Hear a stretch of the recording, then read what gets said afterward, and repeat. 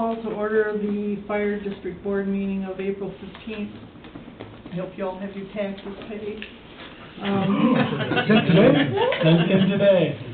I'm ready for a vacation, take me away. I know you're all just a little bit poor today, so remember to turn off your cell phones, and now that we have all donated to the flag, let's say the Pledge of Allegiance. And they moved it. Right. The Pledge of Allegiance to the flag of the United States of America and to the republic for which it stands, one nation, under God, indivisible, with liberty and justice for all. Okay, can we have the roll, please? Sure. Aldridge. Here. Beckman. Here. Stock. Here. Verplank. Here. Phelps. Here. Meridian. Here. Miller. Here. All right, you change that around on the agenda, please, Chris, to do the pledge first and then the roll call. Sure. We'll just match all the other boards on that. We have approval of the agenda. Are there any additions or deletions? Okay, the agenda stands by unanimous consent. We have approval of the minutes of the March 18th meeting, please. I'll make a motion to approve the minutes of March 18, 2019. I'll second. Okay, we have a motion by Beckman and a second by Phelps to approve the minutes of the March 18th meeting. Is there any discussion? All those in favor, please say yes. Yes. Yes. Opposed? Want to make sure Scott knows you're on the hook for 6 more years. You saw that. I saw that. didn't you? Yeah. What happens when you go on vacation with others? It's like I was after it for 2 months to get it done. We lost 2 months out of your life there. Yeah. Hope you make it to the end of the set. Me too. Okay, so, that being said, do we have any public comment on agenda items only, please? Peanut gallery out there? Okay. Request for payments.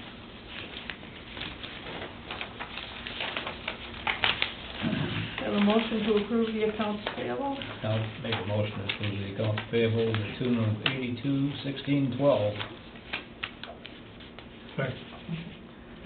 I have a motion by Phelps and a second by Fox to pay the bills in the amount of $82,616.12. Is there any discussion? Any questions? All those in favor, please say yes. Yes. Roll call. Opposed? Oh, yes, I'm sorry. Sure. Phelps. Yes. Stock. Yes. Miller. Yes. Meridian. Yes. Verplank. Yes. Beckman. Yes. And Aldridge. Yes. Thank you. All right, moving on, we'll have a financial report from our financial guru. So far, we've collected 96% of our budgeted from the beginning. The 3 entities, the balance of the tax dollars will be forwarded to us from the county treasurer probably by early June. And the other revenues are still coming in, cost recovery, interest, any grants or donation. So far, the total revenue year-to-date we've collected is $1,188,313. Expenses, there's a couple of them that are over. We'll probably have a budget adjustment the next meeting. So I mean, things are getting tight. I mean, the fire calls, we're definitely going to have to do something about there because there are only $751 left for the next 3 months, and we know that's not going to work. So I don't know if anybody has any particular line item questions or on the expense side. Last month we did make our $42,000 annual truck payment on the KME. I guess the question I have would be a career firefighter with $65,000 left. Why is that? Well, we haven't, I don't know, Greg, they haven't replaced Brent yet, so that, you know, and then we had two things. Brent was on workers' comp for 3 months, so workers' comp paid his wages for those 3 months, and then plus he's been gone now, was the 1st of February he left. So that, So that's just still sitting there, but we probably use a lot of that money to push down into fire calls and operational wages are probably getting close to being out of money also to pay the bills, so that's just gonna get pushed down into those two categories.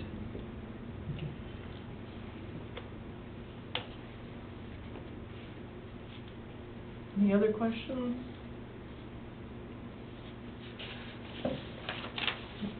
Okay.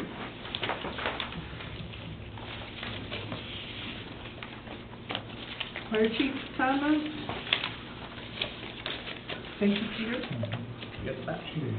thank you for everyone being here. John, please. Thank you. March ended up at 59 calls, up just slightly from last year. Okay, next slide, please. And you can still see that just shows the highest one was in 2017, when we were at 62 calls. So we're real close, right in there. We're up about 5%, a little over 5%. You know, each year we seem to be creeping up. We got slammed over the weekend with the snow. I think they did 7 calls Sunday alone. So it's continues to climb. Okay. Typical, you can see Series 300 EMS hovers around 50%. All these are pretty much in proportion to what they usually are. All right. This is for the month of March. The first one was for the first quarter. Right. Okay. Yep, this one has a little more detail as far as March goes. It shows 42% on EMS calls, kind of our benchmark. Motor vehicle accidents were at 25 as of the 14th. The bar graph showing the activity for the months.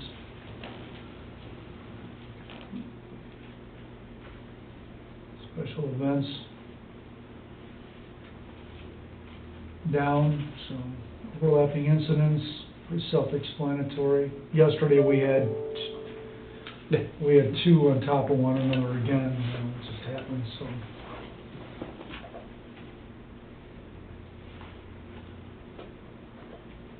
This is a call volume by geography. Why do you think Douglas is so much more than? I think because of the healthcare facility, certainly contributes to that. But you'll get But that many not- calls over there. No, not that many. 52 is. Yeah, it has ramped up in Douglas. You know, where there's more people in Douglas compared to Saugatuck City. Yeah, and there's a few frequent flyers. Yes. Yeah, we had her again. Yes. And that is, you know, that is cyclotic. You know, it happens at different times where you have a certain individual that requires a lot more care. But Douglas is up there. You'll see on another slide, you'll see the area. Here it is. It's kind of interesting if you look at percentage of the budget, the population. So you look at Saugatuck City, 24% of the budget, population 978, and 17% or 18% of the population, the call volumes at, say, 17%. Township, you know, population of, say, 59%, and call volume is about 48%. So it's interesting to see this. And Douglas, 25% of the budget, call volume is 35%. So, but Douglas has tended to run higher. Do you ever look at it as like a percent of population or something to normalize for the number of people? Yeah, I mean, like, if you look at the population, so in Douglas, we're showing 1,300. Oh, there it is. Right here. There's that. So 13. So it's 25%, or 24% of the population. Oh.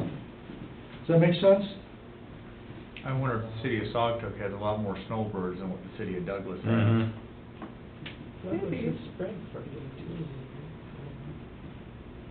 That ought to show up if you look at it annually. I mean, if you look at it over a monthly. Does this switch around in the summer and Saugatuck get more calls? I've noticed, and Eric, jump in here, I've noticed Douglas creeping up on calls, because I think there's more full-time residents there. I don't know that, that's my intuition.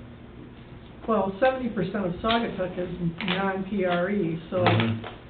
I'm thinking in Douglas, it's 66%. So that's second homes or seasonal rentals, so there's a slight difference. Those population numbers, though, would be, Right. those would be residents. Yeah.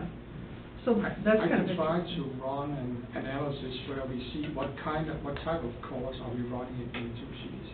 That might give us a clue. This is kind of And interesting. we've done that before, remember? Well, I think if you just look at the call volumes by the cities in the months, you should be able to figure it out pretty quick. I mean, if Saugatuck catches up in the summer, it makes Right, sense. yeah. Good. I wouldn't spend a lot of time on it. I mean, No. yeah, it's no big deal, it's just that, it's just kind of interesting. I actually gonna take credit for this one because Chris Rowerig kept on saying in some of our meetings, Yeah. Saugatuck pays for half the budget, and I said, that's great, Chris, but we use half of it, so it all works out, so Yeah, this kinda shows that, I mean, Right, give or yeah. take a few percent, yeah, so everyone's getting their dollars worth. There's that- And I would guess that it will add out, equal out in the end. yeah. Everybody gets their just desserts, but. Right. And I had that, I had somebody say, wow, how do you feel about all the business district is in downtown Saugatuck City? How come you have that? Don't you feel that's a off-balance, budget? And I said, not really. We don't see that we're going to the businesses down there any more than anywhere else. It'd be almost impossible to craft Another an one. algorithm or whatever that would Right. make it Yeah. equal. There's too many It fluctuates and. variables. Yeah, too many variables. It's kind of interesting that 50% of the township is now seasonal rentals or second homes. That's a really high number in the It is. township. I'm really surprised. I was surprised. Well, the other thing to worry, We called the around mileage and on the asked. equipment. Just- Yeah, exactly, just the farther to see. it's driving. There's probably another 25% that don't report it. You gave a number, where did Yeah. it come from? Just- The 50%? Yeah. It just comes from, you can check at the township, Oh. and it's the number of homes that don't have a PRE. So that, if they don't have a PRE, you don't live there. So it's Right. either a seasonal rental or it's a second home.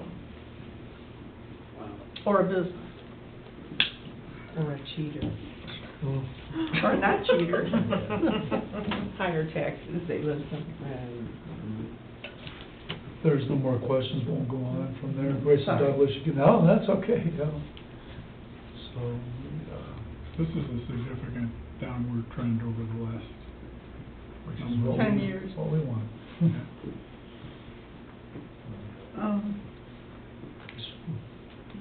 Good response times at 5, we're really happy with that. Those are good times. This is a new chart that Eric created as far as prior 1s and 2s, and we just started this year, that's why there's nothing for 17 and 18. AMR responses. It's only 1s and 2s, all right? So priority 1 and 2 response times provided monthly from AMR. Correct.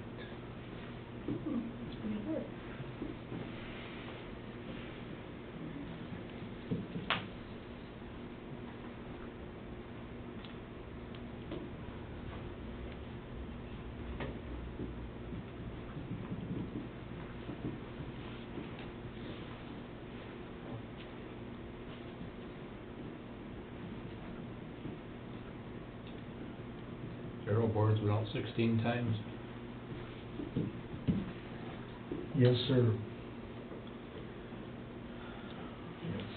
The bulk of that was in February.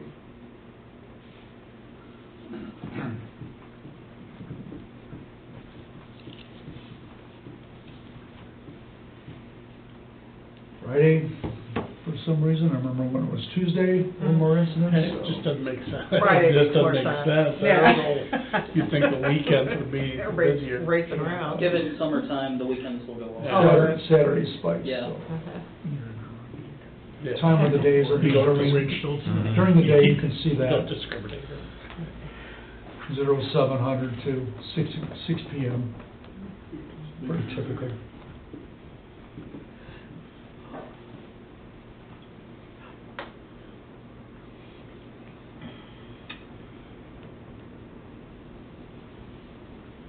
Bernhardt's tied with John this time, huh? But you're back on top of the leaderboard, John,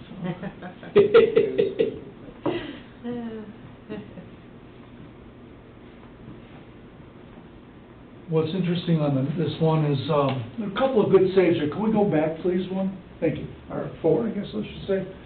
This was, how you get complacent with repetitive fire alarms. We had a number of them at this location. And we went, the duty crew and I went there, and it was a hot plate that had been on, that wasn't used for 3 years. That was close to having a fire here in downtown Saugatuck. It would have been pretty drastic. This was something that was plugged in, battery charger, that somebody, remember when Douglas had a building that blew up from the gas meter getting hit? So Scott was in that house, the one particular gentleman, and he smelled smoke, and he's like our best detector. And he smelled smoke, and we went there, and the crews and I,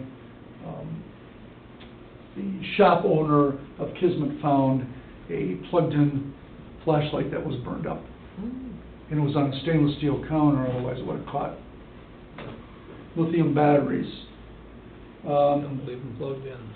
This was a substantial propane leak on a tank, just leaking out into the atmosphere. That was so bad our gear still stinks. That was last week. I wasn't on this, I don't remember. Was this yours, Chris? 22 Center Street? That was another gas leak. That was at, borrowed time. They had a pilot light go out. Right. Yeah, I don't think I was there. Yeah. Anyway, some really good, this was real significant right here.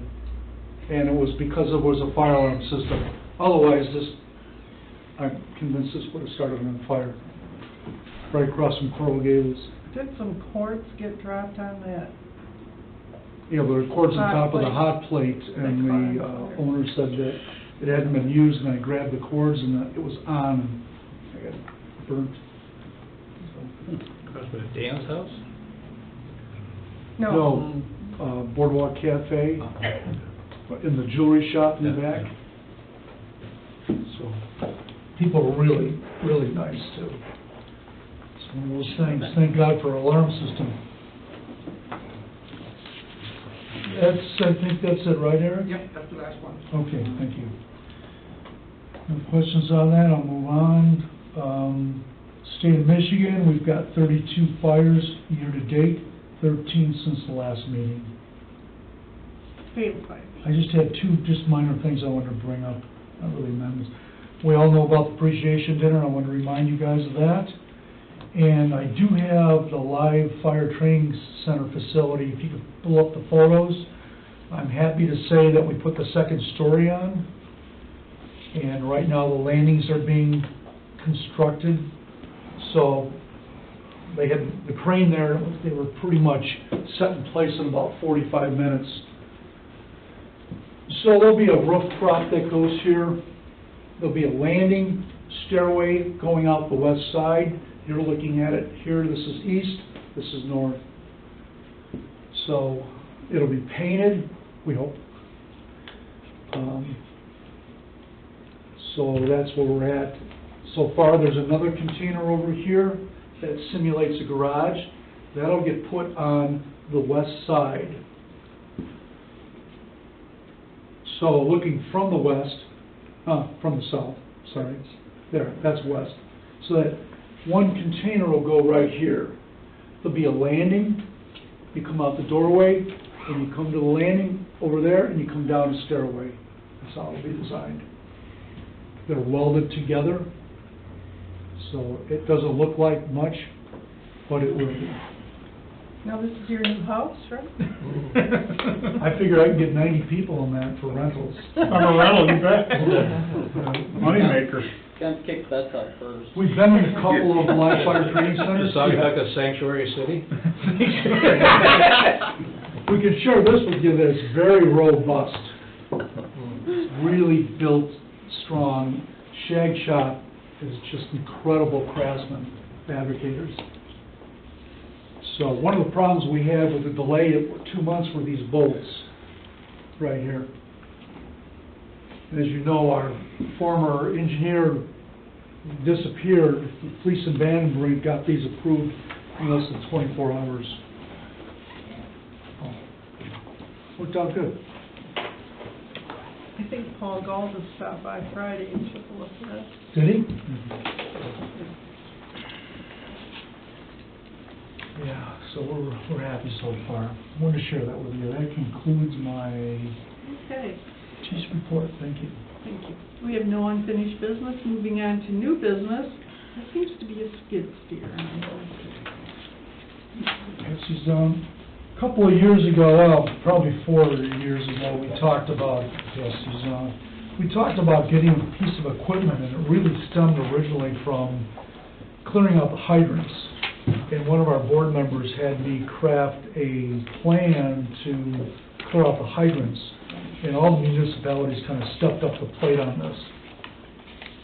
And unfortunately, it still takes time. Some of them don't get to it for 2 or 3 days because their priority are the roads. So we have an opportunity to buy a used skid steer, and I want to get direction on before I start, going too far with this. And this represents some of the uses that we would use a skid steer for.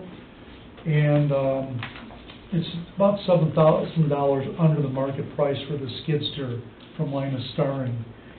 So it's something we've always talked about, that we kept putting in a budget and taking out, putting in and taking out. And we tried to borrow the backhoe from Cal Lake. That didn't work out. Township doesn't have anybody. They hire Havner, and that's great. But there are times we have to augment it. We do it by hand. So I just wanted to share with you that if this is a direction you want to go in, I'll go further with it. If you don't want me to go that direction, I completely accept that. I won't go any further with it. But I there might are... be the only one, but what's a skid steer? Oh, Bob. Good, I'm glad somebody else. Yeah. Oh, so I'm sorry. I was just getting ready to ask. So the bobcat that you sit in and you... Little ones. But Summit City uses to do their sidewalks downtown. Oh, okay. Only this one has tracks. Because we'd have to have tracks. There's been a number of times we've been on the highway, and these guys can share that with you too, where we had to wait for a lift truck to come while we're out there to clear the stuff off the highway. I can't tell you how many times we've done that. They brought the wrong equipment every time. So that was something we would, of course, bill for. And as we do with wildfires, what we use on a wildfire is to cut a path to stop it. That's what they do with bulldozers on big fires in California. They did it in Clyde, but this would be able to do that. So there's a lot of uses. Trailer it to where you want to be? We would have to trailer it, and right now I don't have a trailer. I would do one step at a time. I'd get the skid steer, and then when I can, I'd haul it. But I don't have a skid steer or trailer that would manage the load of that. They're So- pretty heavy. But, They're pretty heavy. yeah, yep. It's about 8,000 pounds, and our trailer's a 7,000-pound trailer and change, so. That's where we're at, on it. What we usually have to do is kind of trade with somebody, and trying to get them to come over. One of the big things we're running into is snow piles. We have to either get Linus to come down, or we have to get Scott to come down, because there's nowhere to push the snow. And I think you guys probably all have that in your municipalities. Douglas has some great in loaders for that, articulated loaders. Sagatuck City has a huge one, and then the tractor. So there are a number of operations we can facilitate with this machine. So again, this wasn't something that just happened 6 months ago. We probably talked about it in 2014 when we went around and hand shoveled these things. Because you can't get the debt crew, because you gotta schedule them in advance. So, Well, and they don't work outside when it's so cold.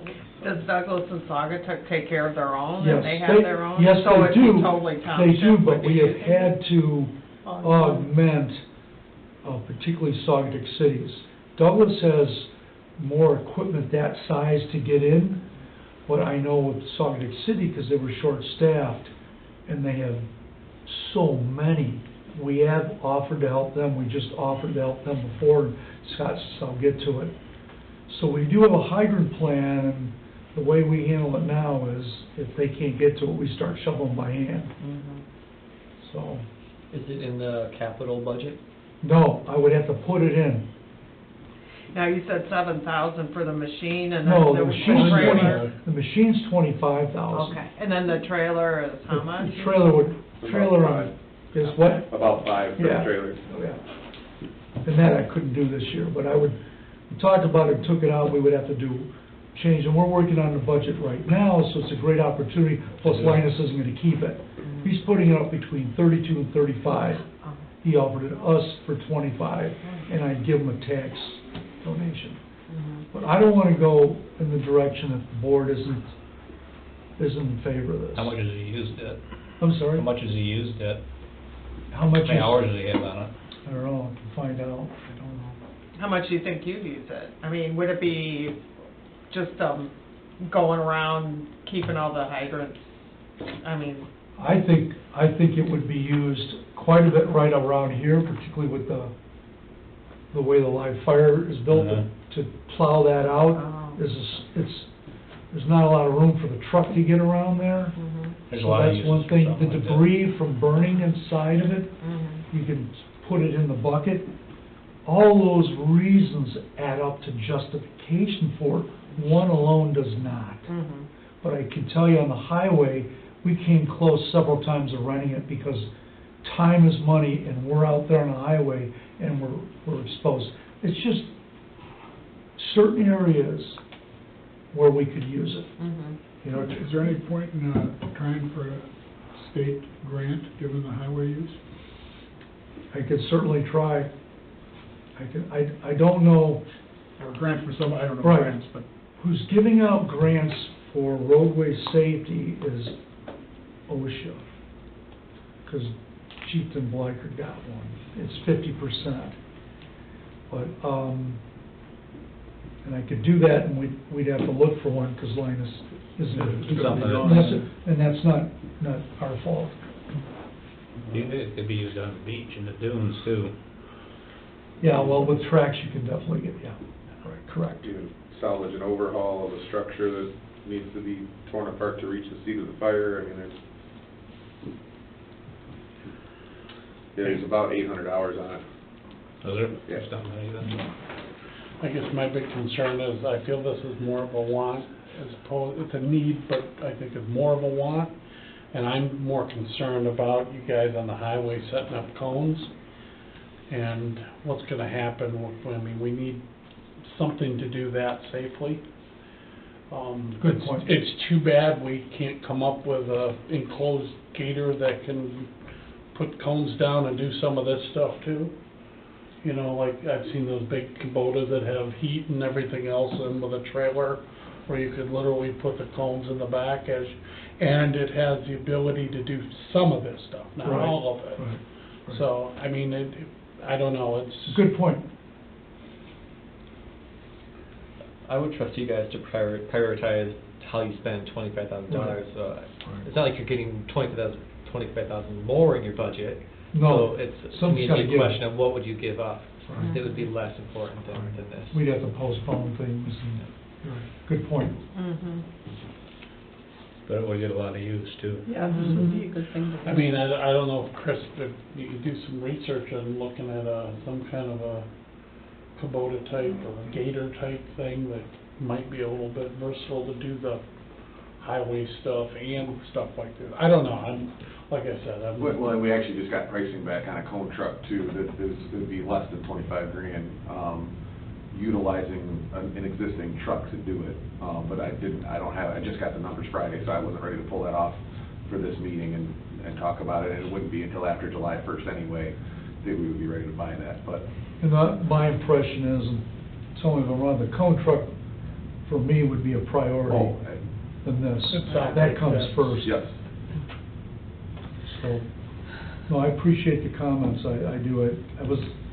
This is a hard thing to bring an opportunity, and it's never a good time when I have to figure out what I'm gonna buy.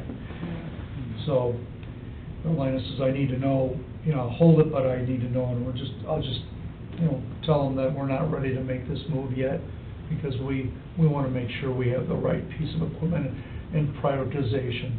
So, is that fair enough? Mhm. Fair. Okay. Thanks. Eric, would you please, we just want to share with you, this year, 19, we've collected $9,000 in cost recovery. One of the big ones, and it was painful, let me tell you, was the last one was $4,800 for the illegal burn. It was painful to give that to the guy, but very contrite, complete gentleman. I think he paid the next day. It was hard. He caused the fire, 3 fire departments. It was a mess. So John leads this and does an excellent job. Some of them we haven't collected on yet have been turned over to the attorney. 3 or 2, John? For the attorney, 2. 2 and 1 for 2018. Yes. The old Allegan and Blue Yep, Star one. that one and the Yep. other semi-truck, side 196. So we just want to share with you the commercial traffic. I think every one of those is commercial except, the 1480, the third one down, that was a car that went across, lost control and hit a semi almost head on. They paid right away. So it may not seem like a lot, but $9,000 helps out with costs. So, and that's just from January 1st. So how do you decide, so the illegal burn one makes sense because that was his fault. Something with the semi-trucks, what triggers? Good. The way we do it is commercially, we kind of gauge it on a number of things. Was it something illegal? Was it ticketed? You could have a multi-accident where there's 4 or 5 cars or vehicles and it's all ice. There's nothing you can do. If we can get in and out in an hour, great. So we look at duration. Was it illegal activity? Were they doing something questionable? What's an example of illegal activity? Speeding, or the other one would be tire where the brakes lock up. They're clearly driving a truck that isn't roadworthy. What else? Drunk driving. Yeah. We don't see too much of that commercially, but typically they're going too fast for conditions. The other one that's costly, and we don't charge a fraction of what we could, is the fuel leaks, the hazmat recovery. These guys have stopped fuel leaks with plugs, with a compound, and saved them thousands of dollars because all that has to be excavated from the roadside. So those types, maybe they didn't even do anything. Somebody cut them off. They can't prove it. They jackknife, the tank ruptures. We bill it because they're covered for that. Insurance covers. Yes. I would guess most of that is, a lot of that's insurance. Yes. It's not like Except for coming, Most of it is insurance. A lot of, like your car insurance, most of it, they wouldn't cover that. But most of that is commercial activity. Here's one, somebody. Not page 1. That's $5 in the kitty, we're all going to happy hour. Everyone in here, $5. That's what we do in our company. Do you? Yeah. We have one that had an accident that, marijuana. But the other person went through the stop sign, but the person using marijuana was ticketed. So Michigan no fault, do you bill both of them? What do you do? One was ticketed, we gave the bill to that person. So it's not easy. That's why we discuss it amongst us. I blame John. John does a great job. I hope that answers your question. It's not easy. The brush fire, the guy was with me over 2 hours, sat in the truck, 'cause we couldn't find a dang thing. And said, this is completely my fault. I mean, the guy literally lives in a camper. And to be honest, well, that's one of the things in, the controversy we had in the township, that, Craig's trying to make money on cost recovery. Since that time, I bet you're even more careful of what we charge and Yes, go sir. to the microscope, so. This guy came in and he wanted to make sure the other 2 fire departments were on there. Yep, it is. Because he was there, he saw what was going on. He watched me, he was with me, riding with me when I tried to get back and I buried the truck. We buried 5 trucks on this fire. That's what happened. 5 trucks. It was out by the dog park. The old dump. And I got 90% of the way down to the frame, and I said, this is a good place for a command. And then Hamilton pulled me out and took photos of everything. But Hamilton also got stuck. Hamilton got stuck, they all did. So it was kind of a harder one to see. It was a good argument for a drone. We should have called the sheriff's department to find it. But everybody was safe, and he was a gentleman. It was kind of like a contest to see who could get stuck the best. Could have done without that contest. Yeah. Living out of a camper, that $3,300, $4,800 must have put a dent in his cash flow. I even said to him, I said, I don't know how you're gonna pay this. He doesn't have a house payment. And he goes, you'd be surprised. Am I right? He was the nicest guy. Yeah, I was thinking that too. Yeah, he gave the check to Chris. Yeah, he was almost happy. Yeah. He's like, you play, or what do you say, you play, you pay, or something like that. Yeah. He handed over the check for payment in full the day after he got the bill. He was very concerned about us. He was with me when I buried the truck. I had to do command there. He was just so nice, and that made it even harder to do. I think he had a little editing, so it's just me talking. Okay, item C, I added this to the budget. We've been discussing this, Greg and I have been discussing this, we've been discussing it with the officers. We have a problem with budgeting. We need to pay these people if we're gonna retain these people. And, the money's not there, so. I don't know if anybody's got any creative ideas, or do we need to go ask for more millage from the entities? I don't know, I think it's worth a discussion tonight. So we discussed this last. A little more groundwork on it. Yeah. I'm a little lost. We discussed this a few months ago. You and Greg talked, but Right. what do you Okay, think? well, what's happening is, we're starting to be very competitive in the fire service, and there's a lot of surrounding area where people can work 9 days a month and make good salaries, and we ask a lot of our fire department people, and we've tried to be creative about scheduling. And there's just a lot of work to be done. There's not a lot of people to do it. Our recruiting is not going well. We have to retain the people that we have, and the only way to retain them is to pay them. And I think this is a problem. I don't think we pay our staff enough. And I think it deserves a discussion about what to do about it. And the problem grows all the time. Can I add? You can add. So one of the chief concerns and goals that I have is I do not want our staff to work, and neither do you, 12 or 13 days in a row anymore. That's what I have.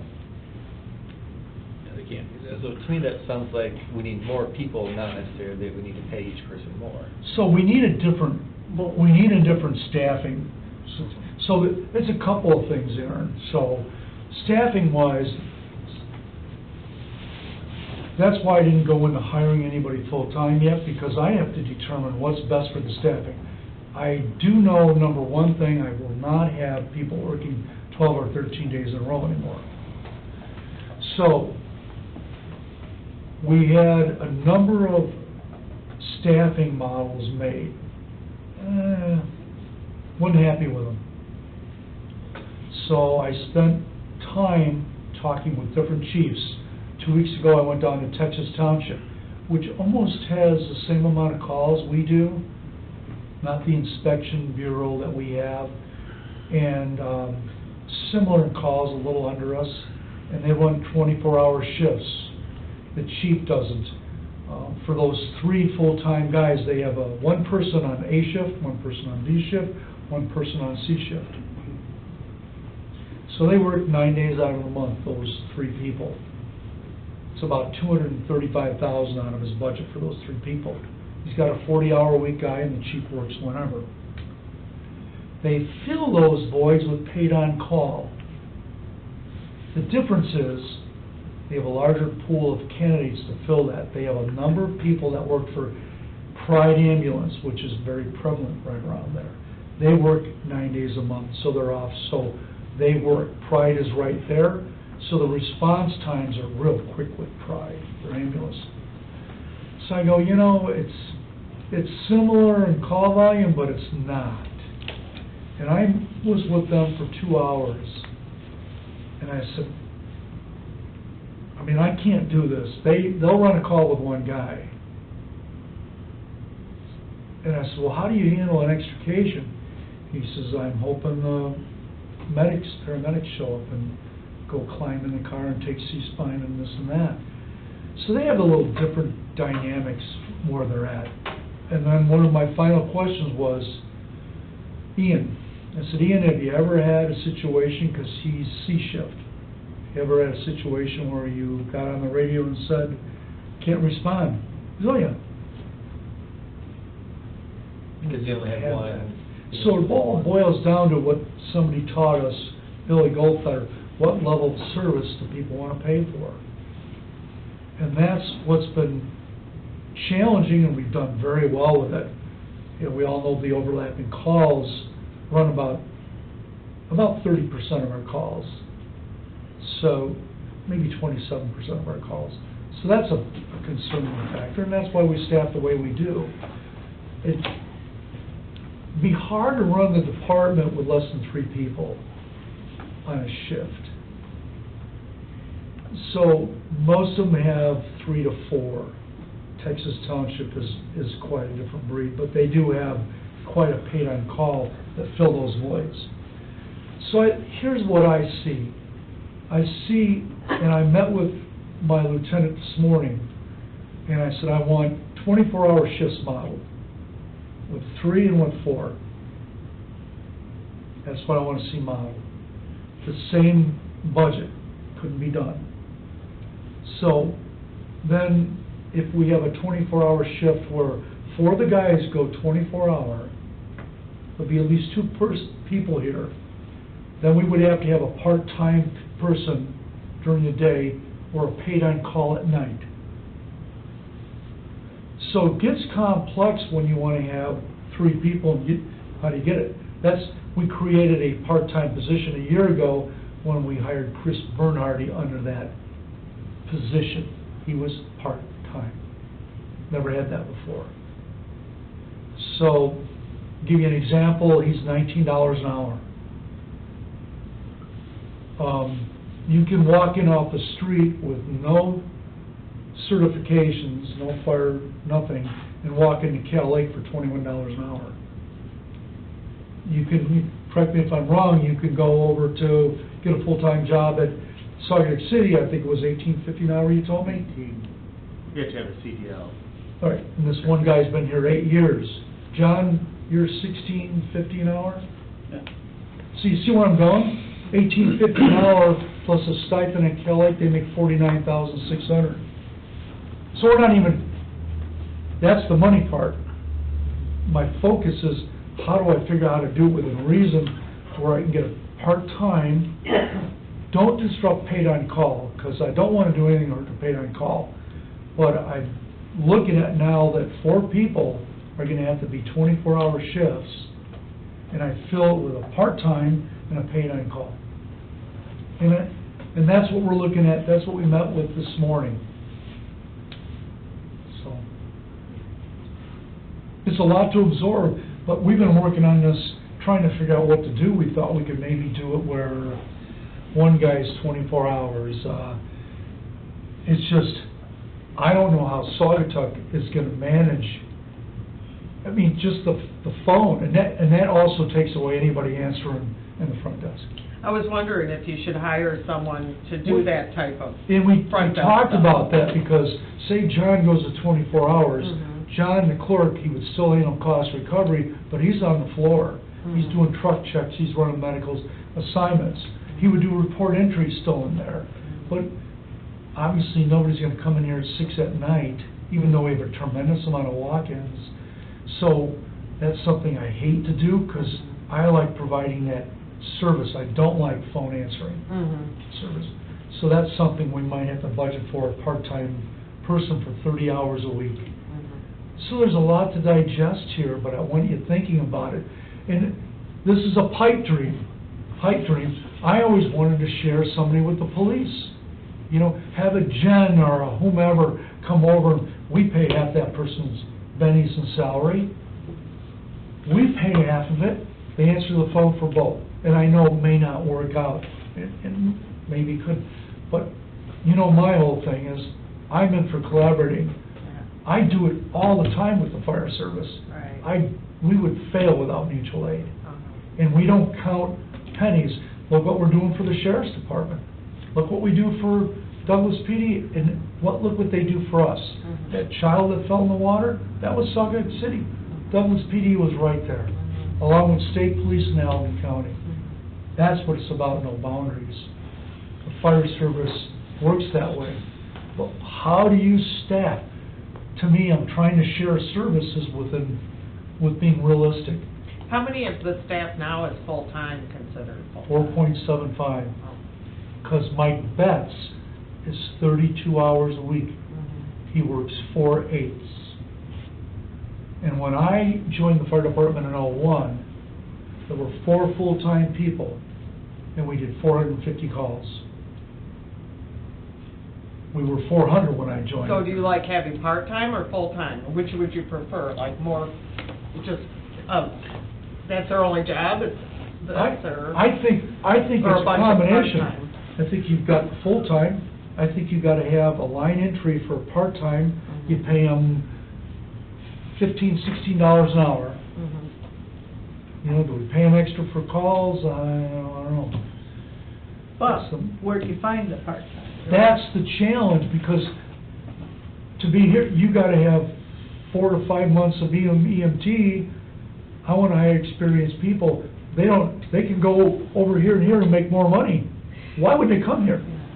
You don't have like a volunteer thing going on anymore like we used to back like in the old days, no? That doesn't work anymore? Today, I was supposed to be at a planning meeting and ask for somebody, because Mike is in Georgia with his daughter. Brent's not here. There were 2 people. So I stayed back, because no one would sign up. I think as a board member, we need to listen to your ideas. I mean, I don't have a lot of input for you, I know, because I know. it's Sounds like your there's a lot of department. modeling But ways if- to do it, too. But if you need something, we need to know what it is and That's what I- understand. That's what I wanna hear.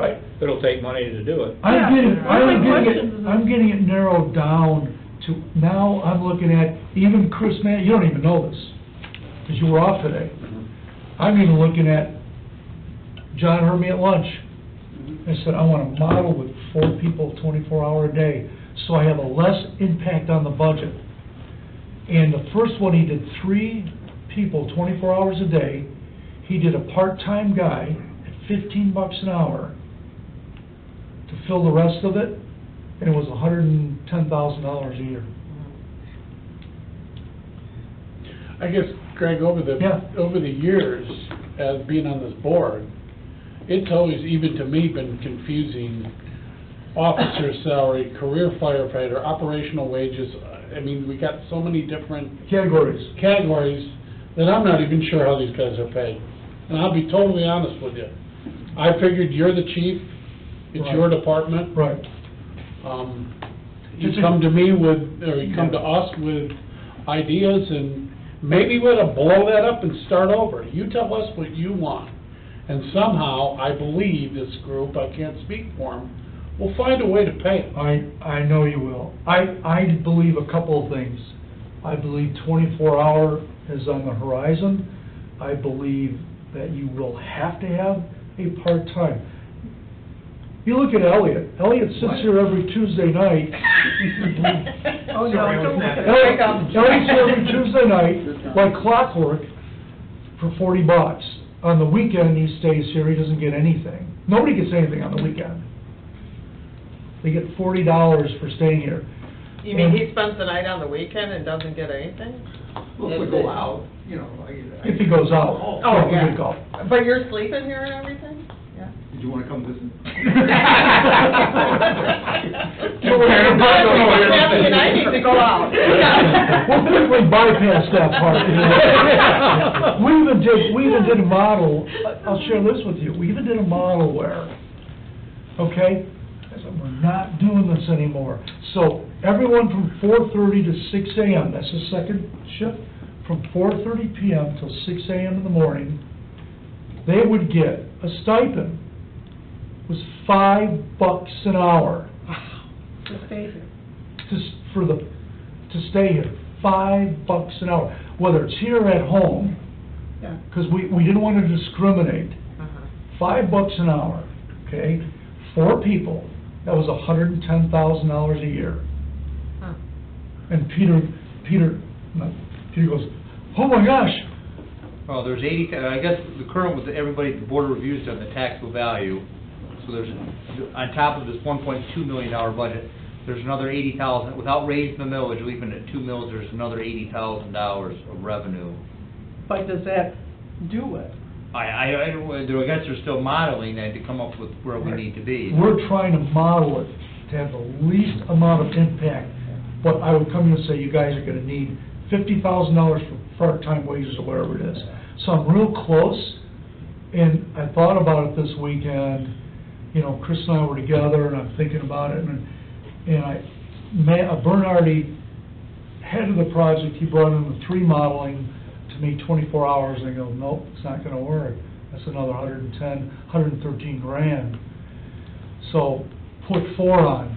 What it means, you know, I'm the only one that's gonna be here those 5 days a week, but there'll be at least 2 people. I wanna have 3 people. I wanna have a part-time person here. 'Cause what if I have to go to the doctor or something? What if I have to, you know? Take a vacation, go for a week. I've been through all that, where, you know. Are you looking at just raw salaries, or are you looking at, you know, the cost of benefits too? That we're gonna have to, workman's comp and all this other stuff that goes Yeah, along with it. workers' comp is obviously a percentage of the payroll, so that's why we're trying to minimize the impact of the budget. As Peter pointed out, we pick up with property values $80,000. That's gonna absorb a lot of that part-time position. So I'm close to this, and I really think I'll be able to present something to you next time. And so, and also, so there's 80 grand, just, we leave it at 2 mills, there's another 80 or 84,000. And I told Greg, and for every 1/10 of a mil increase, it's $65,000 more in revenue. So, that's something also to keep, so, you know. if you look What's at our it, current millage? 2. 2. 2 flat. But that's only part of the problem. We're outgrowing this building. What are we gonna do next? As we do this, we need places for people to sleep. Now granted, there's 4 Don't bunks you have a back bed and there. breakfast? Get up 3 times. Oh, my God. People talk about me bad enough as it is. So, you know, we need a woman's dorm, we need a men's dorm, we're outgrowing this whole area. And we need office space, and we set up here and set up there, but this building is fast-growing, inadequate for what we need. Greg and I were just out in the back building this morning trying to figure out, don't say a word, trying to figure out how you could make a classroom in the back building and use this building for something else, or make offices in the back, or sleeping quarters in the back. I mean, we're taking an old building and trying to refurbish it into something we can possibly use. We'd have to add bathrooms back there, however we use it. This is starting to become a real problem that this board needs to look at. We need to look at the fact that we don't have enough room. This upstairs is, I don't know who designed this upstairs, but it isn't designed to do anything real important in, so. Those architects. I guess the problem as a taxpayer, where the area is not, I mean, our population isn't getting that much bigger, but now we're talking about we need a dorm for full-time firemen, and they don't even want to pay to upgrade the damn schools. Right, yeah, it's hard to be asking for money right now. That's the They issue, won't and I understand agree with that. everything you say, Jane. If we got full-time people, you're right, we can't shove them in there in bunk beds and expect Well, and you them to can't live. put men and women in there Right, together. exactly. I mean, there's issues. We There's issues here. in the fire department. we aren't, in the long run, if we do something, we have to separate that. We can't ignore what we need to do here to do something someplace else. There's issues all over town. Every board I'm on, there's issues. I hate, Yeah. People want nice things, you gotta pay for them. Yep. So we're kind of trying to figure out our direction to go, and one of the things we went back there, we did a massive cleanup back there, you should see it really looks good. I'm thinking, maybe I should build some cubicles back there to stay in, I'll have to sprinkle the building. and put heat in. Cheaper to sprinkle that building than it would be this one. You know, so I'm looking at all different things. Do we own the land next door? The trees? Yeah, this over here, and we thought about going south, you know, that's a possibility, and we thought, well, the station is really positioned kind of too far north, most of the district's down there, so do you sell this and build by exit 36? This is not easy, you almost have to hire a consultant to figure things out, and then I've seen some consultant reports, it's like, I paid 15 grand for this, and this guy doesn't know any more Right. than... Yeah, you didn't So, learn anything. I said, that's a waste of money. Looks at your watch and tells you what time it is. But you know, and I'm not disagreeing with you. I think what you have is all the growth is in township. Thank God for that. But what we have is the dynamics of the older population is that's what's going to take the call volume up. And you still are in a position where we still have quite a rise to go with older people. And it's a very attractive place to live, and I think the economy is so strong for now that we're going to continue to really grow. So I still see 5 to 10% growth a year to be realistic. You have something of a perception issue as well. If you go, I'm speculating, if you went out for additional millage, people drive by this place every day or whatever, it looks fine, the trucks all look shiny, you guys all look great, they make a call, you show up. The perception that there's a problem is not readily apparent in the community, and that means you then have to tell them that there's a problem, which is challenging. I mean, it's really, as the schools, it's really challenging. But the So, 7 yes, years Mr. I've sat on this board, I see this room getting smaller and smaller and trying to do more and more things. And we have to do something. We just have to. I think when you, small piece of it, the dormitory thing, which, to me, building that space, that's expensive. Construction, I mean, bathrooms and the rest. I'm wondering whether, since, I'm wondering about these, like, what's this little, the hotel over here? I thought about that. Whether we could lease, you know, 2 spaces there, one What for about men, that? one for women. Yeah. He runs that place, you know, 6 months of the year, and there's no one in there. So maybe you could cut a deal or figure out the utilities or whatever. To me, that's the kind of, like some of your other stuff. You're gonna have to break the mold here, because when you start trying to sell people on putting up new buildings, What about it's gonna be ugly incremental? fast. You've had the model we're in now, and I get the going to the model you're talking about, 24, all that. But maybe there's a 5-year plan that next year we only add this, and to get up to that level. Right. That's an easier swallow for the community than this. Yep. And by 5 years, we're working toward a building, and hey, a millage might be coming, and people don't like the big leap. I mean, Yeah. something like that, as you're thinking about these models, what's go to 20 hours, not 24? I guess I'm a little confused why we can't use, I know you're gonna all think I just don't get it, but, the people on call a little more. They can be paid. I know they don't, a lot of them, I once heard you say that of all, what do we have, 20-something of them, and only about 4 go out on the calls. I get that, because they're all settled in. But if they were offered to come in for certain hours and be paid this part-time kind of thing, they could supplement whatever else they do in their lives. They might be more open to that. I agree with Stuff you. like that. That's why we started crafting and modeling a schedule where they got some money. And just the $5 an hour Right. was $113,000. And when I picked Peter up off the floor, I'm But kidding. does anybody in the fire service, because you have this cohort of people called the baby boomers, they're gonna be gone in the next less than 20 years. And then you get, Hey, well, Because but we're elderly. it's the demographic, if you look at it, I'm missing these by a numbers are month. gonna Yeah, bump, because I'm the good. group that I'm in, we're the small, if you take anybody right now from about age 32 to 52, it's the smallest cohort of people out there in this country, and that number, and then you gotta get to the millennials, anybody from, they say 32 to 20. Right. And so, once you get rid of the baby boomers, and it's not growing, well, it's just a fact, we're all punching out at some time. The numbers are gonna so Dwindle if back you spend all down, this and money then for a we new get- building, Yeah. and you, like you said, the population here really isn't growing. But I just wonder if anybody in the fire service, because sooner or later, the baby boom, they're punching out, and it's gonna be sooner than later. I haven't heard that. Well, I just wonder, I don't think, no, because that's what's wrong with the whole economy, that the baby boomers are this largest cohort of spending power, That lasts longer and now.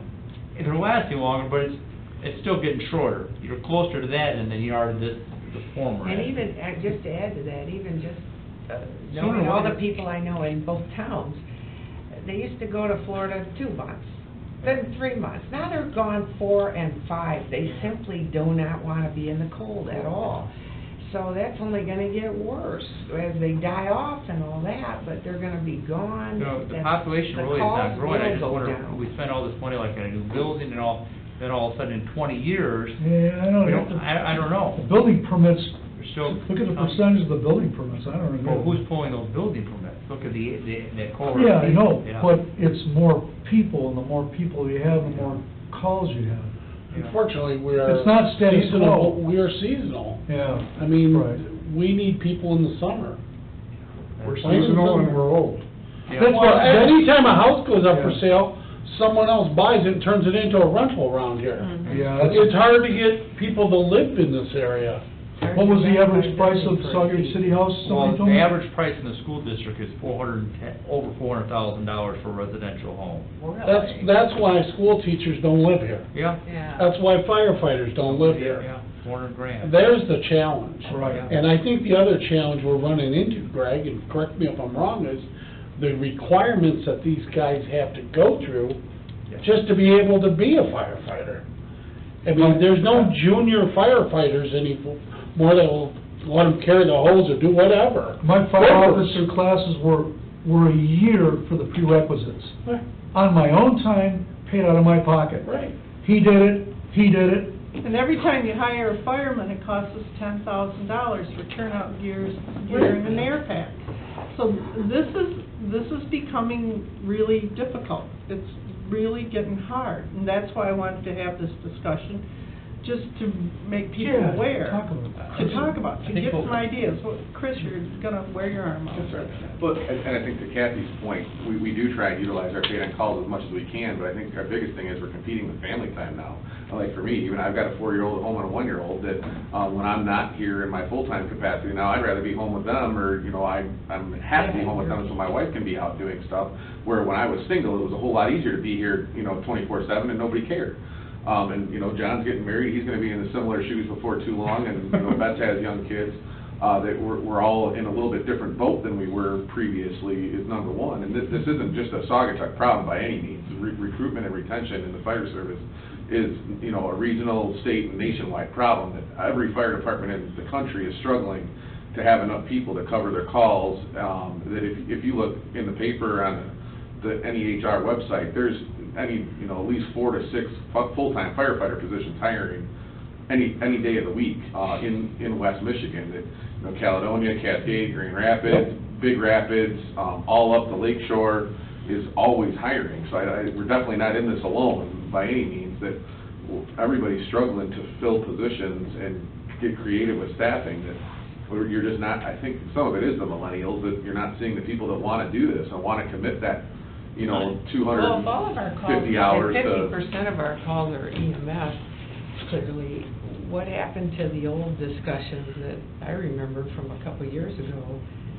at least in the cities, not so much on this board, about getting a local ambulance service then and to answer a lot more of that. And maybe that's what you take to the taxpayers, I'm not sure. Well, we talked, These are the things we got. Chris was talking, we talked about that. I had another meeting with another chief about that on, CHU vehicles and basic life support where you run it with an EMTs and stuff. And, you know, I just hope you're aware that I need a couple $100,000 for each truck.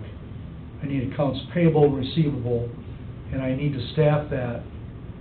And what I wanted to say before I go on that is, the baby boomers are the people that are giving up their time. I have people, younger people, that won't work on Sunday because it's family time. They ain't never gonna staff the station with 30-year-olds unless you pay them. And even then, we won't do it. It's the old people like Elliot, me, and Eric. Well, that's true. That's the truth. Go look at Grass Cup Fire. I think you fall into that where he just didn't mention. I can offer a person $15 an hour on a Sunday. Oh, that's family time. We don't work on Sundays. Yeah, we get the It will not happen. Yeah. No. You mentioned collaboration before. Are there any possible collaboration, consolidation possibilities with Gruff Cup, however the hell you pronounce it, or So, Ganges, or I don't even know where the rest of them are? Right. Yeah. Do a regional department with substations. Yeah, So what I not want that you to- take it over all, but maybe begin to walk into that more, not just as mutual aid, but as some people coverage and whatever that. But don't we all have the same problems? well, Yeah, we're- but we do, but the trick would be to try and use the resources make the resources we have go a little. That's when you got traffic. Well, I wanted to hire part-time people that were already qualified. It's funny how I hear that some people out there want the schools to consolidate, because their services overlap. It's like, that goes out the window too. We talked about it years ago when I first got the department. Some stuff you just can't consolidate. I mean, Volunteer Public DPW safety should have probably been consolidated. Yeah. But then all these guys would have been cops also. But what I want to do is, one of the things is find out, what do I need part-time wise? Then I put it out with Grascup, Hamilton, Fenville, and say, can you work a shift from 4:30 to 6 a.m., and we'll pay you $16 an hour? Because I can't just have somebody come in here who doesn't know what they're doing. There's too much at risk, so that was the idea. I can't offer that because I can't pay them. They're not going to sit here and go, okay, I ran 2 calls, so I'm going to sit here all night for 2 calls. they'll do that for 2 months and they'll never come back. A lot of those guys, a lot of those people in those other departments have got full-time jobs. And that's the problem I'm running, everyone is working so much now, that's the problem I'm running into. Nobody wants to, I think the big thing is you hit the nail on the head, is what does the community want? Quality of service. what level of service they want. So if we can't afford something and we can't go to a call, sorry, we couldn't afford them. You want to pay more? Go back to a volunteer fire department like we used to be, and we'll stand over calls and... But, I just know that one of the root problems is there's too many days in succession, there's too many hours. So that's the first thing we've got to work out, and we will.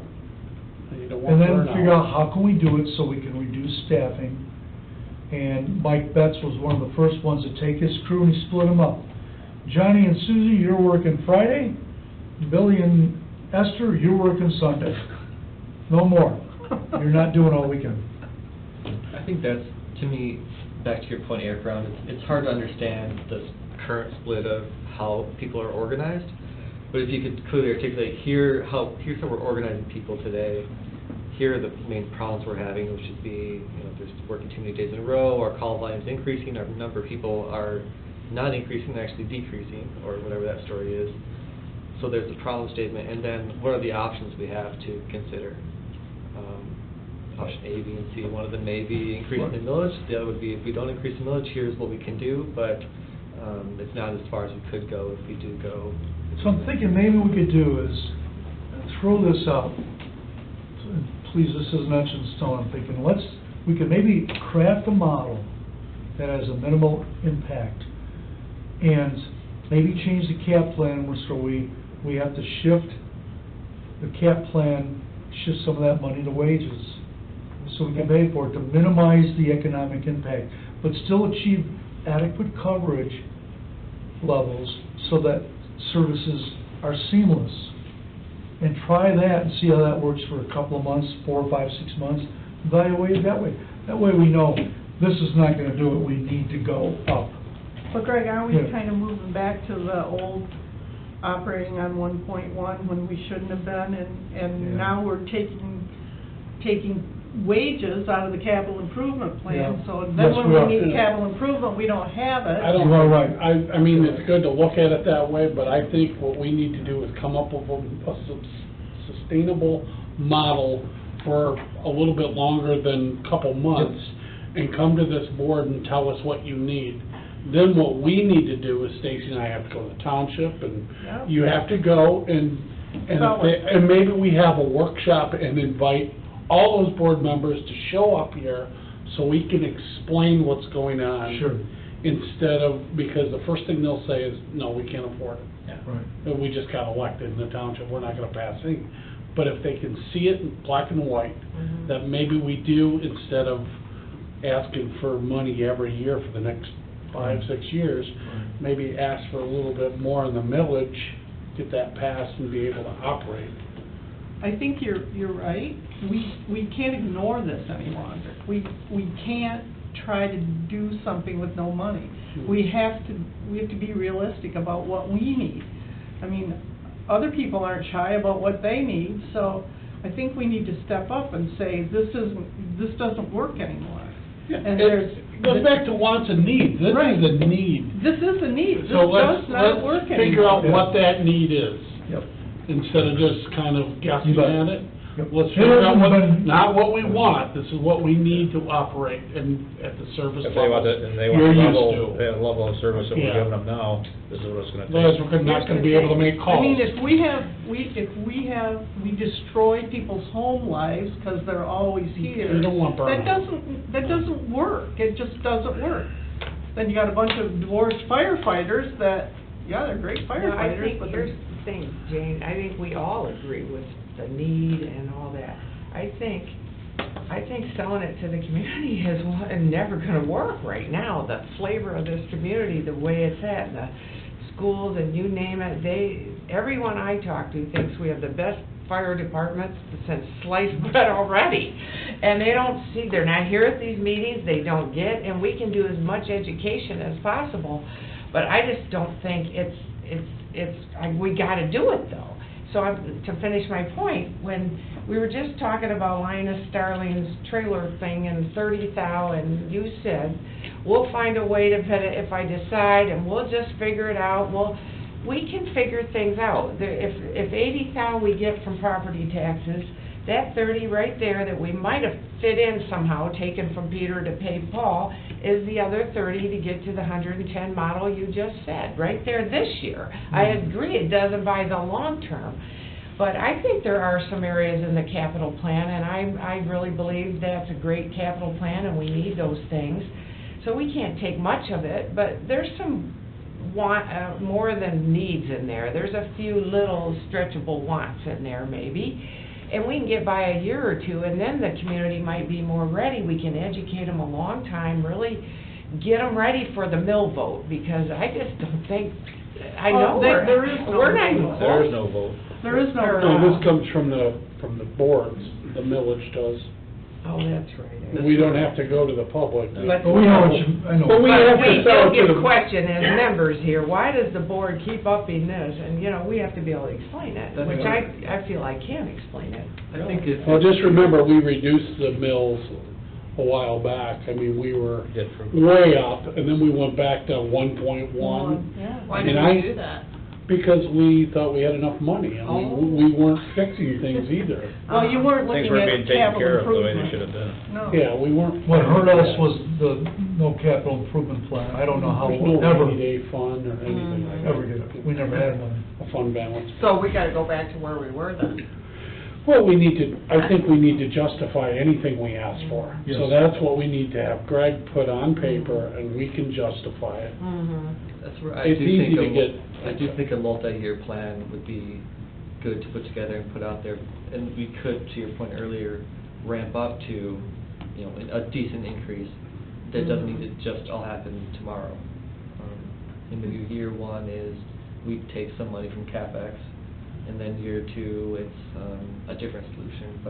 And then that gives us time to educate the community and say, here's our 5-year plan. It does say in year 3 that we need to increase the mill, and here's why. But it gives them time to really digest that and understand it and talk about it, rather than just bring it on them without them even understanding there's a problem at all to solve. Well, I'm completely comfortable, you check with any department, Texas Township is increasing their labor force 50%. They're going for a millage. Everybody, Crascup is gonna add another person on, has to add another person on, because they're going to rentals. So I don't know how we explain to people that it's gonna go down. Saying not to staff up, these guys need more money, I mean, I'm Yeah, all in on all that part. we don't complain about that. John was one of the several people who went to me in an officers meeting and said, if you don't change the schedule, you are gonna lose people. Share what you told me, it was about, if Yeah, last you had to summer- talk people out of leaving. Yeah, Go on. basically every summer you get people that get burnt out and they're ready to leave. Yeah. They got lives to live. They got private lives. They got work.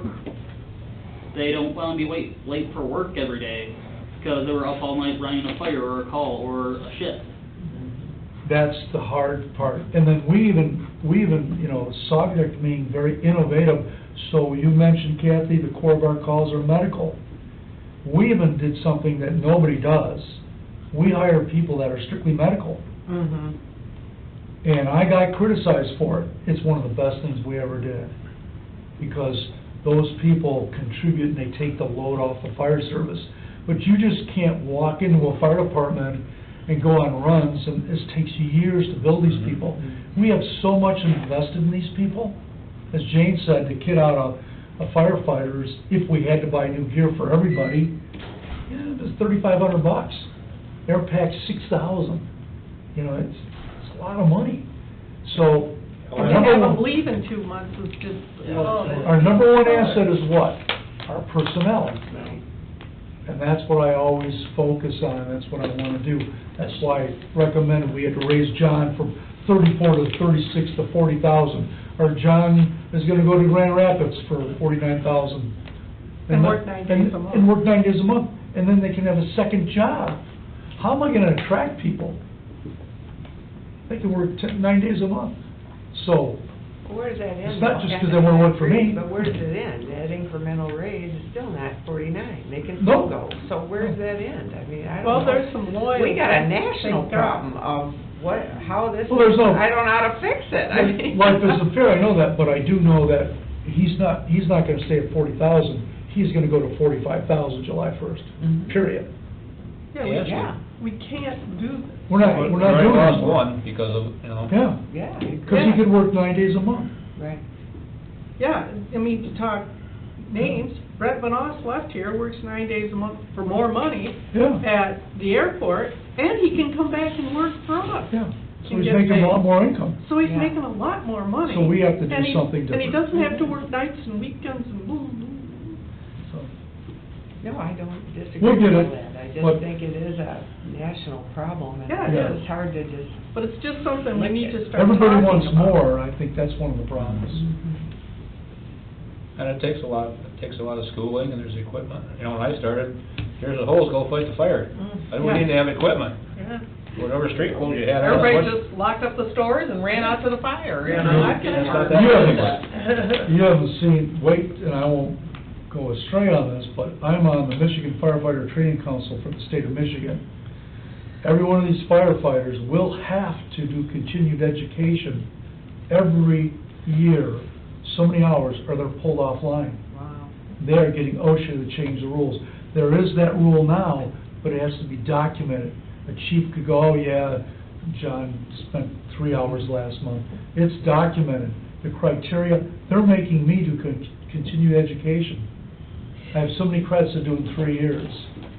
So this whole thing is just, it's more stringent No more for volunteers. nothing, And for it, less. and it costs us more money, we have to pay for those classes. And most fire departments don't even realize what's gonna happen. They wanted to implement a rule where we all went to fire officer school. If we want to go to fire officer 4, because we're fire officer 1, 2, and 3, we had to go retest everything again. Take fire officer 1, 2, and 3 again, retest, then we could apply for officer 4 class and take it. And we're getting that changed. So this whole thing is changing with Public Act 291 revision. What does it mean? Even more demands on the fire service. Do you recruit, I mean, or do people come to you? I mean, have you ever gone to high schools and sell it as a career for, or? We were going to start a cadet program, Mhm. and then something happened in a neighboring area where there was scandal, and it was a lawsuit, people lost their jobs. So I put the cadet thing to bed. Yeah, I would think it's hard to find people interested in it. I know there's really. one kid that's graduating Saugatuck High School that's gonna go to junior college in Chicago because he wants to be a firefighter. One kid. Do they have to have a college degree? No, but it, Yeah. I They think. can walk They a could degree. work in a city, But probably, I right? think as he takes these credits, he's gonna be certified along the way. Right. That's how that works. Because it's almost like a trade now. Yeah, Right? Yeah. definitely. Fire Academy now had 40 cadets. Mike Betts is the lead on that, Captain Mike Betts. And this is a very difficult class. 8 have dropped out, And they're not done yet, right? or 9 graduate, I think in June. Mm. 6 from one department, we lost one, because his job was too demanding. He's a plumber. So, you know, one of my officers said, you know, well, we're not really doing anything with training and recruitment. Mike Betts and I hired 7 people last year. 1 survived. Wow. So I said, please, you are not being fair. He wasn't aware of that. And that's what I share with the training council. Nobody's standing in line to get in these fire departments. Yeah, you can run calls with 2 people and all, you can run them with 1. Why would you? It's too dangerous. Oh, and Why- that's why would you? liability. It's a safety issue. Well, and the liability. Yeah, liability, you know? What's gonna happen if somebody says, yeah, Johnny groped me? You're done. Sergeant will be on 60 Minutes. I will not run it that way, period. And remember, we used to go on COs alone, because nobody else was allowed. So things have changed. Public safety costs more money, but we're not union. We don't make a fraction of what some of those people make. There's no double time and a half. When we love our jobs, and we're not here like this, all I know is I've got to reduce the amount of time that are working. And that's what I will do. I will find a way. But we need bodies, we need more bodies than money. And I think we get down to it, you need bodies. And I don't even know Money is $15 second. an hour if I can attract people, because Yeah. a lot of the departments say, you're not going over there. We want you here. Yeah. But I can't expect them to stay here unless I offer to pay them. I can't offer to pay them because I don't have the money to do that. I gotta switch things around. But Peter's right, we don't even have the pool of candidates. And it's been like that since I came back in 2013. We don't know if it's these, like, part-time, full-time, part/part-time, is it gonna take $15 an hour, or is it gonna take $35 an hour to get somebody to come from Holland, or somebody from, I don't know where they, you have qualified people, where are you gonna draw them? Are they gonna come down from South Haven and stay here for the day, or? I was just talking to the district chief in Plainfield a couple weeks ago about this, and they pay $18 an hour for their part-time shifts and can't fill them. So they're actually offering their full-time 24-hour guys time and a half at like $45 an hour to come back, and even then they still can't fill them. But those guys don't wanna work them either, that they're just, they're Plainfield? running, yeah, in Plainfield, they're running shifts short people because nobody wants to do the shift, no matter how much you offer in money. It's not a money issue, obviously. It's Time issue. It's a time issue, exactly that. It's a time issue, you're right. So it's a conversation worth having. Well, it started. Not to digest, And we need, Yeah. we need to think about this, and we need to be aware of it. but I'll work on that, with Bernardy on that modeling, and we're close to it now. I had him revise it this morning, so. And as we're talking about Mike Betts, he's in Georgia with his daughter, and she's not doing well. So that could be another whole issue. Yeah. So, moving on, 2018 International Fire Code adoption with marijuana facility addition. So I've been very fortunate, a lot of the township reps, Natalie, been talking to me, get the township back on track, let the people learn, and we'll worry about the fire code later on. And a couple of trustees said, we probably should start looking at that again. So, as you know, code cycles are every 3 years. We're on the 2015 fire code that dovetails with building code and residential code in 2015. Because 2 of the 3 entities have marijuana, substantial marijuana facilities, we recommend they consider adopting the 2018 fire code, which incorporates marijuana in their facilities. I'll give you an example of impact. We did one in Douglas, first-class facility. Chris and I went in there, and there's shutters on every window because of security additional requirements. You're going to get out of that stuff. If you get trapped in, you can't go out the window. So we have to look at a lot of that stuff. And if we're going to adopt a fire code in township, my recommendation is it would be the 2018, which has some changes, but they're very minor. The best part about it is it incorporates language for marijuana because that's going in everywhere. So, as we know, we all want all the cities to have the same code, so we come back to, we should really adopt the 2018 code. That's the recommendation. What we didn't do, because it costs money, we could get a book that shows significant changes in the 2018, and then you could see exactly what it is. There have not been significant changes in the code since 2009, where they went to, you had to sprinkle a mixed-use building. You want to know that, but it's been very minor. Typically, the changes in the code are because of they didn't write it. They couldn't interpret well enough. There was confusion, some grammatical errors and clarification.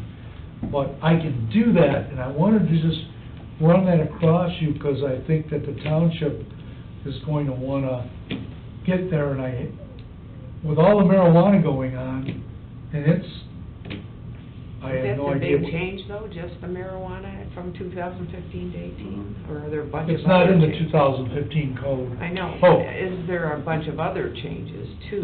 Or That's what we want to mainly get, that? that's what we want to get the book for, and I think the book's probably $50, you know, we get one book. So. Is this going back to the original code that we were out of a few years ago? So we are looking The at original going code is- back in the and original code is including the marijuana? 2015. Okay. Okay. And we kind of With- got out of With some no, of it. but we would want 2015 or 2018 with no amendments. Yeah, we What- were, well, we're I- going back I to the guess- old ways, right? I guess the question I have is, what are you asking from this board in this line item? I think what we should do is, I think my recommendation is, why don't you let me get the book for the significant changes, and I'll highlight what there is as far as the difference between the 15 and 18. Come back the next session and we can talk about, here's reasons to do it, here's reasons not to do it. I want to ask, I know the builder who did the one in Douglas, and you're right, it's a first class. It is. They spent a freaking fortune, and. Car wash? No, the one across the street, the one in the old antique place. Is this a But- gray building now, that one? Yeah. Okay. Where the But- CVB was, that? No, standalone not house. where CVB, Oh. down next to the flower shop. Oh, The house that was the antique store. oh, really? My question is, like you say, with the metal stuff and they got, I knew there were people inside there working, and I wanted to chat with one of them. They can't even hear you. I mean, I pounded on nothing. And there were people inside on the other side, they just couldn't. The thing is so high security mandated. But my question is, partly because of what happened in the township with whether this 2018 update with marijuana stuff is going to visit upon these people.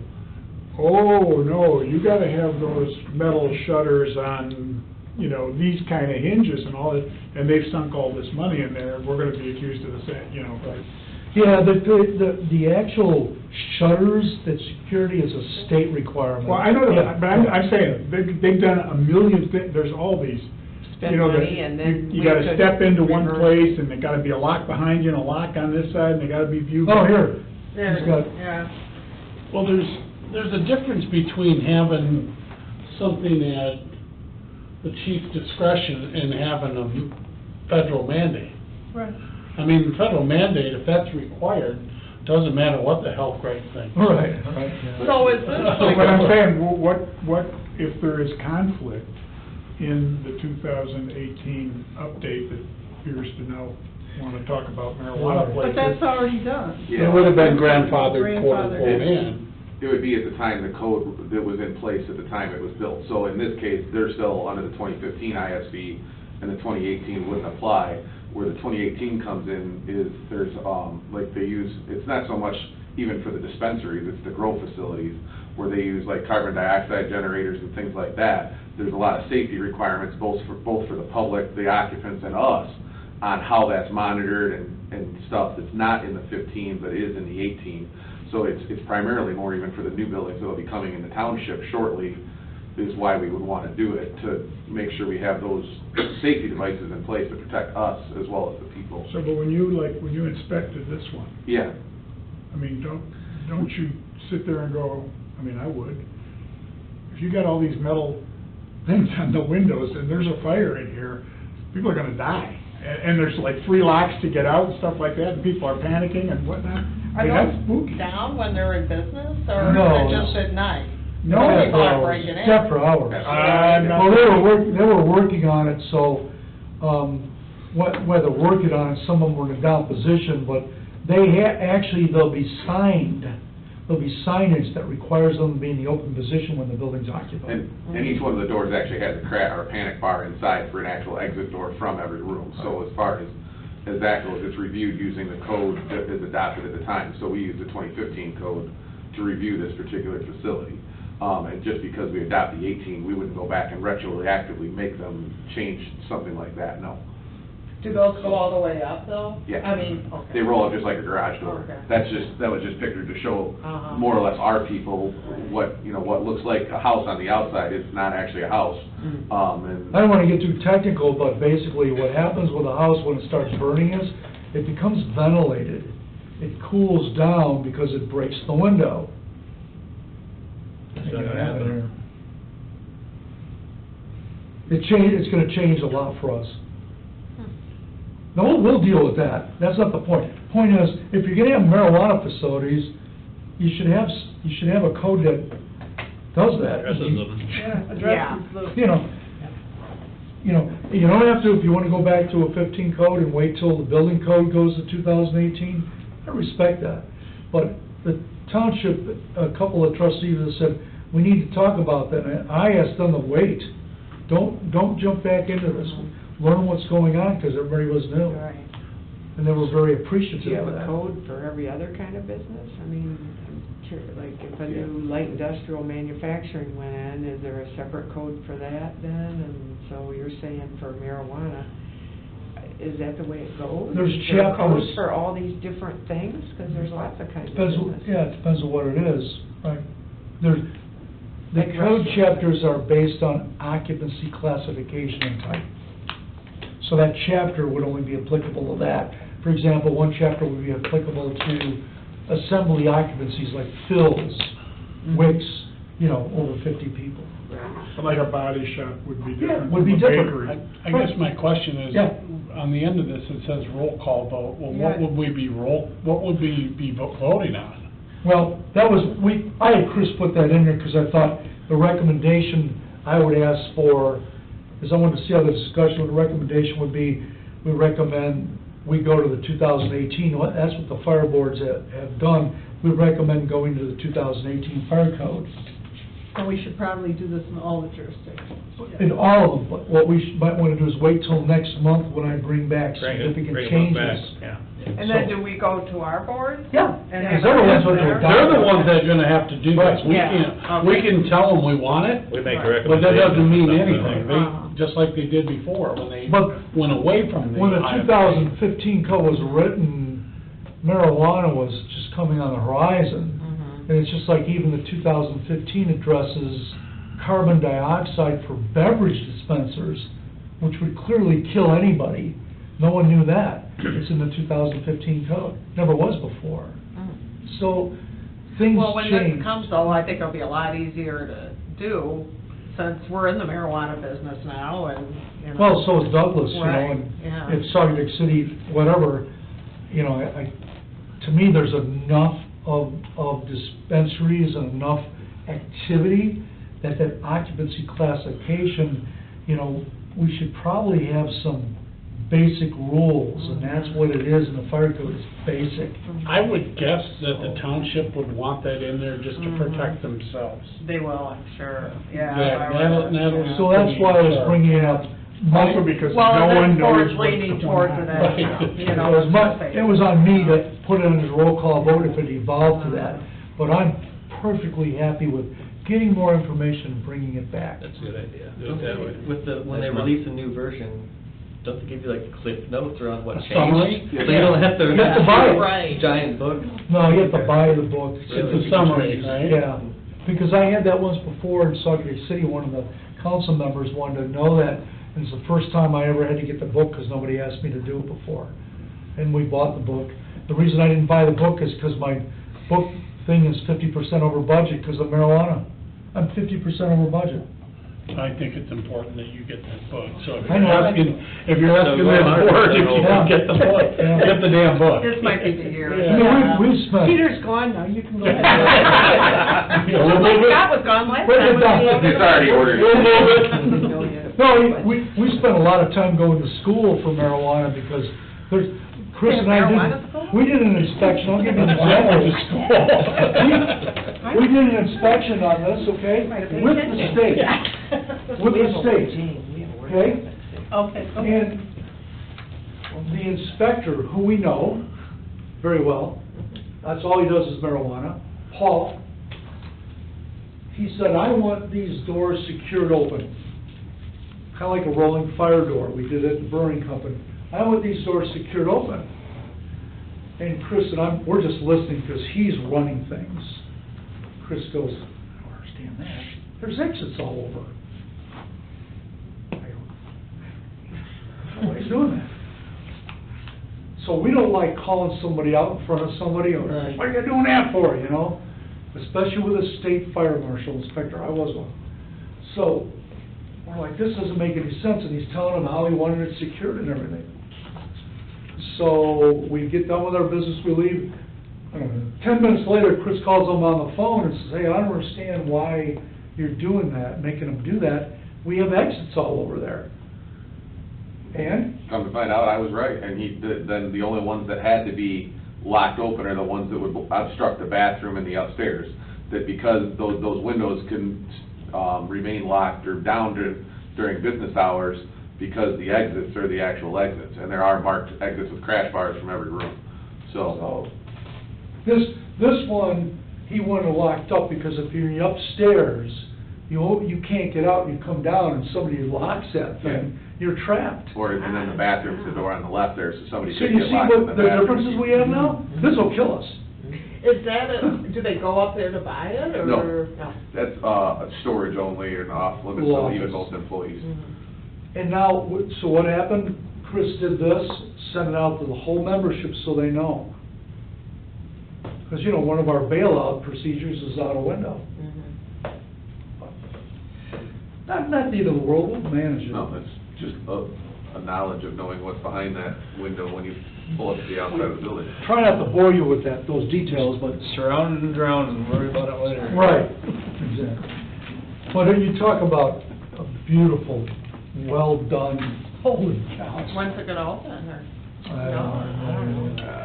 Things are still a few months out from the licensing side, it sounds. And what they have to go through, We've been through for 2 years on You this. think we're We've been tough. so many times. Yeah. and then there's another one, you know, going in by Is the this gonna be car a buy shop, or is it a grow facility? A buy. This is We don't a we didn't dispensary. authorize it. Hmm? Only- Just a dispensary. Dispensary? Yeah. Medical dispensary. Yeah. The other one's Both the gonna car be a wash and grow, this are- right? No, A both grow. the No, car we wash didn't- and this are just we selling didn't your authorize dispensaries. Oh, And grow. then the The ones grow in will be the the- township by exit 36 will likely be grow. grow, yeah. And that'll be huge. And there'll be a provisional too, maybe 2. Yeah. Okay. There's one over by Lake Shore Outfitters and Spectators, it's Mhm. Michael. Okay, Sorry. Aaron and Kathy have a workshop at 6. Oh, yeah, I'm so sorry. We have no correspondence, public comment. Do I you have? I'd just like to thank everybody for your, talking about the budget and staffing. I know we're all struggling through that. The only thing I guess I want to caution is that, the capital plan is underfunded as it is, to make sure we have enough money to buy air packs at 10 years and those kind of things, that I'd hesitate to rob from that to provide staffing, and then not have the money to buy air packs in 10 years, for example. So, but anyway, it was a good discussion, and I'm glad at least it's being talked about, so we can figure out whatever the plan is to move forward. Okay, do either one of you have any fire board comments? All right. Okay. One thing I just wanted to mention, I'm real grateful to Abby and John and Tony Shippa for attending the Fenville ambulance meeting, and it appears that the township is all on board to re-enter that agreement. Good. The hostility was horrendous, and John and Abby sat there and took it very well about re-entering the Fenville area ambulance. So we're hoping that gets passed in June. Good. Okay, you guys can leave if you want. I just don't know what you were talking about just then. Oh, so there's Fenville area ambulance that handles all the ambulance service up to 130th Wiley Road. Okay. Basically, it was determined that, hey, you're driving through Township to get to Douglas, and Douglas doesn't pay for the Fenville ambulance. Township is. That's the root of the problem. Was the root of the problem. They're going to the healthcare facility, and Douglas isn't paying, and Township is, so they decided the best thing to do is drop out of that agreement. There's like 4 townships, Clyde, Lee, Ganges, and Sugdick that were in it. When that happened... I hadn't heard this before. Yeah, they happened Right. maybe 5 or 6 years ago. When that happened, Lee, Ganges, and Clyde, shall we say, were vocal, and we went to the meeting and they called us every name in the book. I had nothing to do with it, I didn't want them to move out of it, but you couldn't talk to certain people about it. And this is So, just like a $7,000. For $7,000. It's $7,000, yeah. And Eric ran the data on it, because one of the things is, did the residents suffer delayed response? And initially, the numbers were, no, we were surprised. Eric discovered a lot of AMR's data was wrong.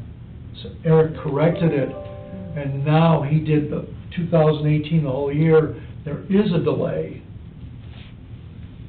And what it really is Clyde, Lee, and Ganges were shouldering the cost of running the township. That's what it was. And boy, we had to listen to the board members.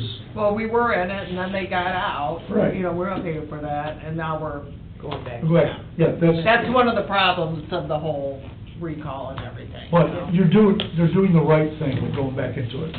I know. Okay, any We're other? good like that. Any other board comments? Thank you, guys.